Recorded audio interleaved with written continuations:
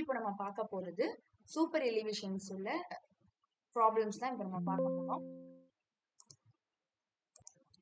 So அதில் radius of horizontal circular curve is 100 metre.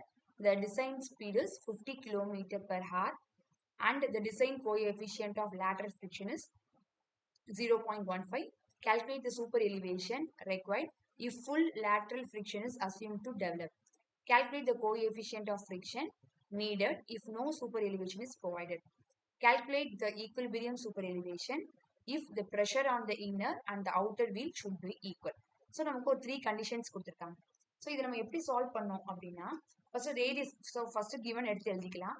So radius வந்து நமக்கு கொடுத்துருக்காங்க. So R is equal to 100 metre. Next ஒரு design speed கொடுத்துருக்காங்க 50 km per hour. So இதை நம்ம வந்து மீட்டர் பர் செகண்ட் நம்ம கன்வெர்ட் பண்ணிக்கிட்டோம். Next coefficient of lateral friction வந்து எஃப், ஓகேவா? ஸோ எஃப்ஓடைய வேல்யூ 0.17 கொடுத்துருக்காங்க. ஸோ ஃபர்ஸ்ட் சூப்பர் எலிவேஷன், ஓகேவா? சூப்பர் எலிவேஷன் என்னது அப்படின்னா அவுட்டர் எட்ஜ் வந்து கொஞ்சம் ரைஸ் ஆயிருக்கும் with respect to the inner edge. அதுதான் வந்து சூப்பர் எலிவேஷன். ஸோ அதனுடைய formula E plus F is equal to we square divide by GR. நீங்க மீட்டர் பர் செகண்ட்ல நீங்க எல்லாமே கன்வெர்ட் பண்ணியிருந்தீங்க அப்படின்னா இந்த ஃபார்முலா யூஸ் பண்ணலாம். இல்ல நீங்க கிலோமீட்டர் பெர் ஹார்ல வச்சிருக்கீங்க அப்படின்னா e plus F is equal to we square divide by 127 R. So maximum நான் மீட்டர் பர் செகண்ட் தான் கன்வெர்ட் பண்ணியிருக்கிறேன், ஓகேவா? ஸோ இங்க பாருங்க ஃபர்ஸ்ட் இதுதான் ஃபார்முலா. ஃபர்ஸ்ட் நமக்கு என்ன கொடுத்துருக்காங்க அப்படின்னா கேட்டிருக்காங்க அப்படின்னா super elevation required if full lateral friction is assume to develop. அப்போ நமக்கு இல்ல சூப்பர் எலிவேஷன் நமக்கு வேணும், ஓகேவா? இந்த சூப்பர் எலிவேஷன் எப்படி டினோட் பண்ணுவாங்க அப்படின்னா ஸ்மால் இ, ஓகேவா? ஸோ இப்போ நமக்கு இ தான் நமக்கு தேவை. ஸோ எஃப் உடைய வேல்யூ நமக்கு 0.15 கொடுத்துருக்காங்க. ஸோ வி உடைய வேல்யூ நமக்கு கொடுத்துருக்காங்க. ஜினா 9.81, 100 உடைய வேல்யூ நமக்கு கொடுத்துருக்காங்க. ஸோ நீங்க என்ன பண்ணலாம், இதை நீங்க கால்குலேட் பண்ணீங்கன்னா உங்களுக்கு 0.196 வரும். ஸோ இங்க இருக்கிற பிளஸ் எஃப் இந்த சைட் போகும்போது மைனஸ் 0.15. ஸோ தேர்ஃபோர் இ உடைய வேல்யூ நம்ம கண்டுபிடிச்சிட்டோம், ஓகேவா? ஃபர்ஸ்ட் கேஸ்க்கு. ஸோ செகண்ட் கேஸ் என்ன கொடுத்துருக்காங்க அப்படின்னா the coefficient of friction needed if no super elevation is provided. அப்போ நமக்கு எஃப் தான் நம்ம ஃபைண்ட் அவுட் பண்ணணும். பட் சூப்பர் எலிவேஷன் எப்படி இருக்கணும், ஜீரோவா இருக்கணும். So therefore e is equal to 0.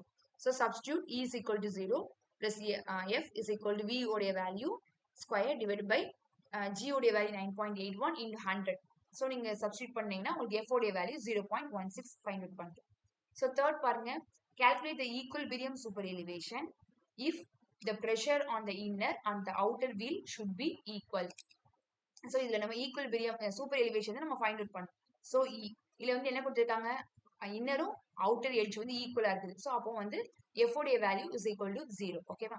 So இப்போ எஃப் உடைய வேல்யூ இஸ் ஈக்குவல் டு 0 நீங்க சப்ஸ்டியூட் பண்ணிட்டீங்க அப்படின்னா வி உடைய value divided by G into 9.81, R உடைய வேல்யூ 100.